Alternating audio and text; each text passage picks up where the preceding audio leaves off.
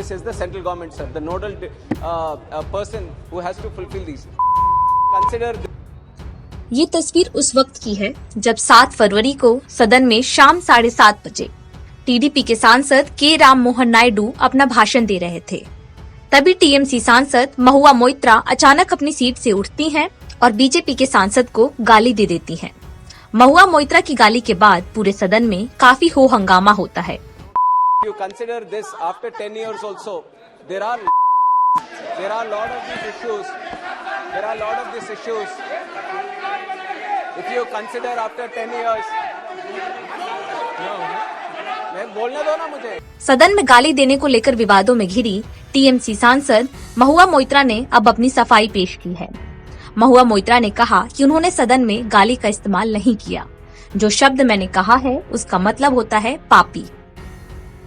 एक इंटरव्यू में उन्होंने कहा कि यदि कोई हिंदी में शब्द का कोई और मतलब समझता है तो मेरी दिक्कत नहीं है। संसद में एक शब्द के इस्तेमाल पर महुआ मोइत्रा ने कहा कि इसमें गाली क्या है।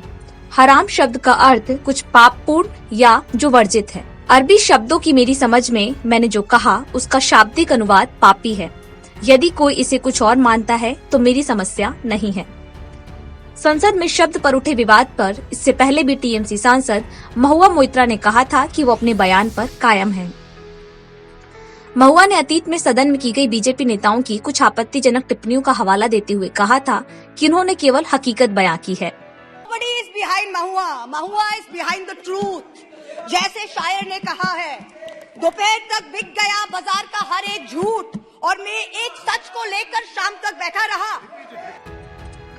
लोकसभा में आपत्तिजनक शब्दों के इस्तेमाल के बारे में सवाल पूछे जाने पर महुआ मोइत्रा ने किसी का नाम लिए बिना दावा किया था कि किसानों को दलाल कहा गया था।